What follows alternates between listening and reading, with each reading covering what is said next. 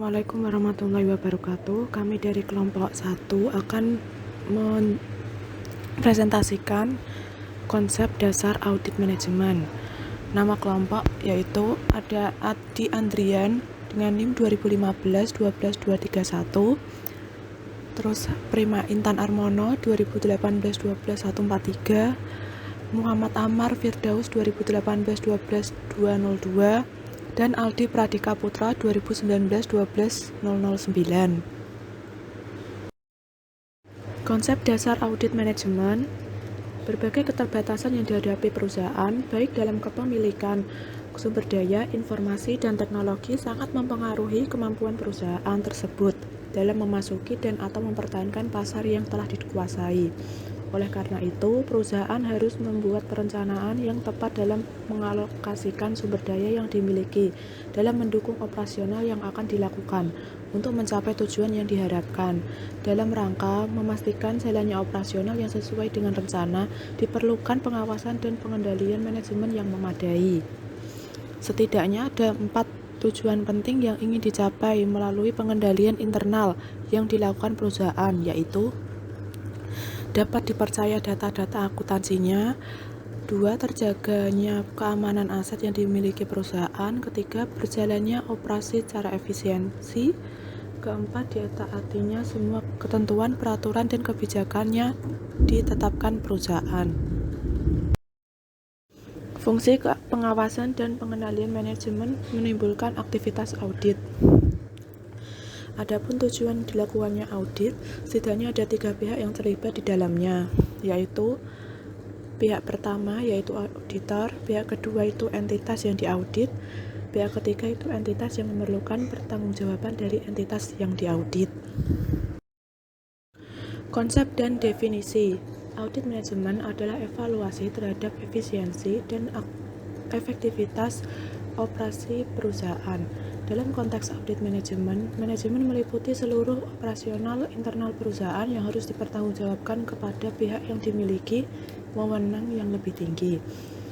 Audit manajemen dirancang secara sistematis untuk mengaudit aktivitas, program-program yang diselenggarakan atau sebagian dari entitas yang bisa diaudit untuk menilai dan melaporkan apakah sumber daya dan dana telah digunakan secara efisien, serta apakah tujuan dari program dan aktivitas yang telah direncanakan dapat tercapai dan tidak melanggar ketentuan, aturan, dan kebijakan yang telah ditetapkan perusahaan. Berikut adalah hubungan dan fungsi yang ditimbulkan dalam audit. Hubungan antara ketiga pihak ini memunculkan fungsi penting dalam audit, yaitu hubungan antara pihak pertama dengan pihak kedua memunculkan fungsi audit.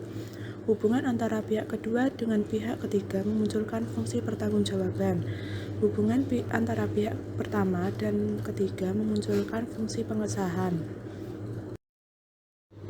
Berbagai jenis audit dilakukan untuk memastikan bahwa proses di dalam perusahaan telah berjalan sesuai dengan peraturan dan kebijakan yang berlaku, serta pengelolaan terhadap sumber daya dalam proses tersebut berjalan secara efektif dan efisien. Pada audit kepatuhan, auditor bersama mendapatkan dan mengevaluasi informasi untuk menentukan apakah pengelolaan keuangan, operasi atau aktivitas yang lain dari suatu entitas telah sesuai dengan kriteria, kebijakan, atau regulasi yang mendasarinya. Dalam audit internal, auditor melakukan penilaian secara independen terhadap berbagai aktivitas dalam memberikan jasanya kepada perusahaan. Berikut tabel tipe audit, pelaksana, tujuan, dan penerima laporannya. Audit laporan keuangan, pelaksana auditnya itu auditor eksternal. Tujuannya menentukan apakah laporan keuangan auditor telah tersusun sesuai dengan prinsip akuntansi berterima umum. Penerima laporan yaitu pihak ketiga, investor, dan kreditor. Tipe audit kepatuhan, pelaksana audit yaitu auditor eksternal atau internal. Tujuan audit menentukan tingkat kepatuhan suatu entitas terhadap hukum, peraturan, dan kebijakan, rencana, dan prosedur. Penerima laporannya itu manajemen entitas yang bersangkutan dan pemerintah. Tipe audit internal, pelaksana auditnya itu auditor internal. Tujuan auditnya itu menilai keandalan laporan keuangan, menentukan tingkat kepatuhan suatu entitas, menilai pengendalian internal organisasi, menilai efisiensi dan efektivitas penggunaan sumber daya, ya, dan program peninjauan.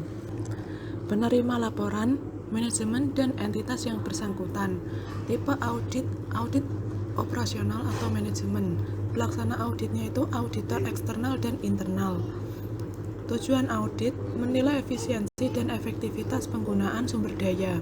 Penerima laporannya itu adalah manajemen dari entitas yang bersangkutan.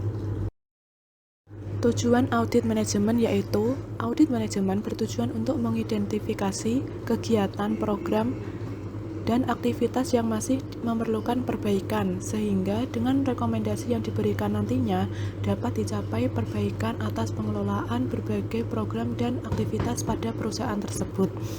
Berkaitan dengan tujuan ini, titik berat audit diarahkan terutama pada berbagai objek audit yang diberikan dapat diperbaiki di masa yang akan datang. Di samping juga dapat mencegah kemungkinan terjadinya kerugian.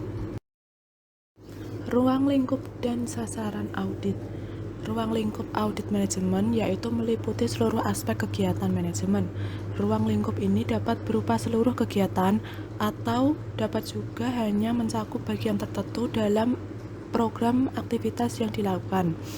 Sasaran audit manajemen adalah kegiatan, aktivitas, program, dan bidang-bidang dalam perusahaan yang diketahui atau diidentifikasi masih memerlukan perbaikan atau peningkatan. Ada 3 elemen pokok dalam sasaran audit yaitu pertama, kriteria, kedua, penyebab, ketiga, akibat. Prinsip dasar audit itu ada 7. 1. Audit titik beratkan pada objek audit yang mempunyai peluang untuk diperbaiki. Kedua, prasyarat penilaian terhadap kegiatan objek audit. Ketiga, pengungkapan dalam laporan tentang adanya temuan-temuan yang bersifat positif. Keempat, identifikasi individu yang bertanggung jawab terhadap kekurangan-kekurangan yang terjadi. Kelima, penentuan tindakan terhadap petugas yang seharusnya bertanggung jawab. Keenam, pelanggaran hukum.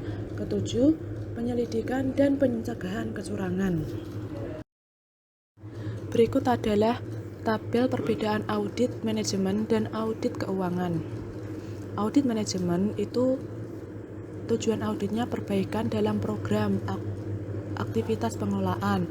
Kalau audit keuangan itu tujuan auditnya mendapatkan opini. Audit manajemen ruang lingkupnya itu aktivitas-aktivitas yang ada di perusahaan. Kalau audit keuangan, data-data akuntansi perusahaan dan proses penyajian laporan keuangannya. Audit manajemen, dasar yuridisnya ada opsional, dan audit keuangan, dasar yuridisnya adalah wajib. Audit manajemen, pelaksana auditnya adalah auditor internal atau eksternal. Kalau audit keuangan, auditor eksternal. Audit manajemen, frekuensi auditnya itu opsional. Kalau audit keuangan itu minimal 1 kali dalam 1 tahun. Audit manajemen, orientasi hasil auditnya antisipator, dan audit keuangan itu bersifat historis. Audit manajemen, bentuk laporannya itu komprehensif. Kalau audit keuangan, bentuk laporannya bentuk pendek. Audit manajemen, pengguna laporan yaitu pihak internal. Audit keuangan itu pengguna laporannya adalah pihak eksternal. Memahami permasalahan secara dini. Penurunan kinerja perusahaan biasanya ditunjukkan dengan menurunnya pencapaian laba perusahaan, tingginya keluhan pelanggan, perputaran karyawan yang tinggi, dan sebagainya. Semua tanda penurunan kinerja perusahaan merupakan indikasi bahwa pengelolaan perusahaan masih perlu diperbaiki. Permasalahan tersebut harus segera diselesaikan. Terus ada hal-hal yang menjadi penyebab kegagalan perusahaan. Yang pertama, tidak ada perencanaan bisnis, terus pendanaan yang kurang, sasaran dan tujuan operasional yang tidak selaras, gagal mengukur sasaran dan tujuan, gagal dalam mengatur arus kas, gagal memahami industri dan target pelanggan, tidak ada rencana pemasaran untuk menarik pelanggan baru, terus estimasi yang rendah terhadap persaingan, biaya yang tidak bersaing, terus kurang perhatian terhadap piutang dalam persediaan, yang terakhir kurang terampil pengelolaan pada setiap orangnya. Selanjutnya ada ekonomisasi, efisiensi, dan efektivitas. Ekonomisasi itu merupakan suatu ukuran input yang digunakan dalam berbagai program yang dikelola. Artinya, jika perusahaan mampu memperoleh sumber daya yang akan digunakan dalam operasi dengan pengorbanan yang paling kecil, berarti perusahaan telah mampu memperoleh sumber daya tersebut dengan cara yang ekonomis. Dengan demikian, harga pokok per unit input yang digunakan dalam operasi juga menjadi rendah, yang memungkinkan perusahaan untuk menghasilkan produk dengan harga pokok yang relatif rendah dibanding dengan para pesaingnya. Terus ada efisiensi. Efisiensi itu merupakan ukuran proses yang menghubungkan antara input dan output dalam operasional perusahaan. Efisiensi itu berhubungan dengan bagaimana perusahaan melakukan operasi sehingga tercapai optimalisasi penggunaan sumber daya yang dimiliki. Selanjutnya ada efektivitas yang merupakan ukuran dari output. Secara singkat, pengertian efektivitas itu dapat dipahami sebagai tingkat keberhasilan suatu perusahaan untuk mencapai tujuannya. Selanjutnya ada ruang lingkup audit manajemen. Ruang lingkupnya itu dibagi menjadi dua. Yang pertama fungsi manajerial, terus yang kedua ada fungsi bisnis. Fungsi manajerial itu meliputi perencanaan atau planning, terus pengorganisasian, pengarahan, dan pengendalian. Sedangkan fungsi bisnisnya meliputi pemasaran, terus fungsi produksi dan operasi seperti perencanaan produksi, pengendalian kualitas, produktivitas dan efisien. Terus ada fungsi sumber daya manusia yang meliputi perencanaan tenaga kerja, penerimaan karyawan, seleksi, orientasi dan penempatan. Terus ada fungsi sistem informasi, fungsi sistem kepastian kualitas, terus fungsi lingkungan, yang terakhir fungsi perpajakan. Langkah-langkah audit. Audit pendahuluan. Audit pendahuluan dilakukan dalam rangka mempersiapkan audit lebih dalam. Audit ini lebih ditekankan pada usaha untuk memperoleh informasi latar belakang tentang objek audit. Tahapan audit pendahuluan. 1. Pemahaman auditor terhadap objek audit. 2. Penentuan audit. 3. Penentuan ruang lingkup dan tujuan audit.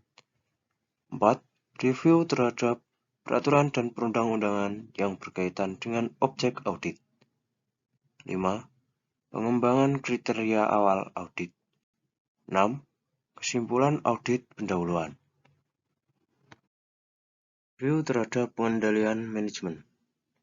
Suatu sistem pengendalian manajemen harus menjamin bahwa perusahaan telah melaksanakan strategi efektif dan efisien. Karakteristik sistem pengendalian manajemen yang baik mencakup hal-hal sebagai berikut. 1. Pernyataan tujuan perusahaan. 2. Rencana perusahaan yang digunakan untuk mencapai tujuan. 3. Kualitas dan kuantitas SDM yang memadai. 4.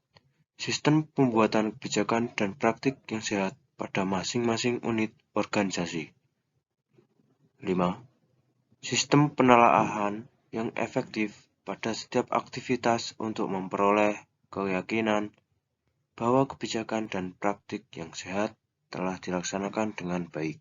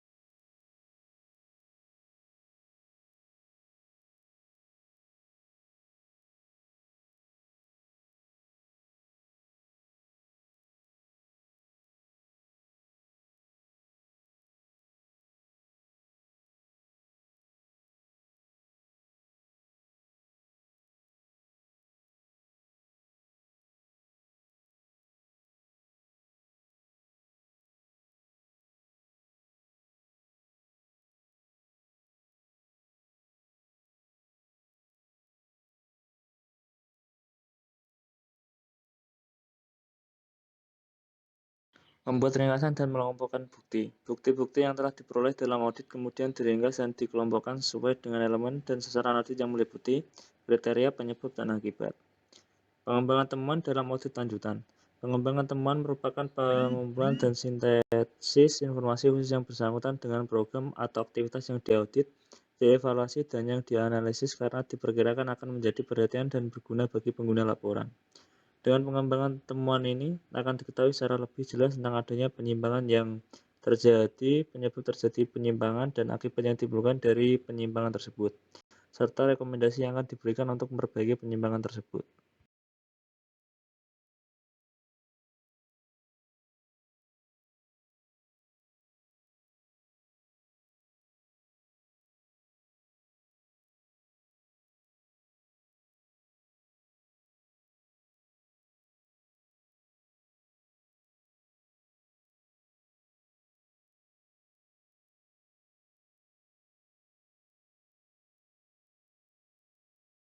Bagi akhir dari proses audit manajemen adalah pelaporan hasil audit.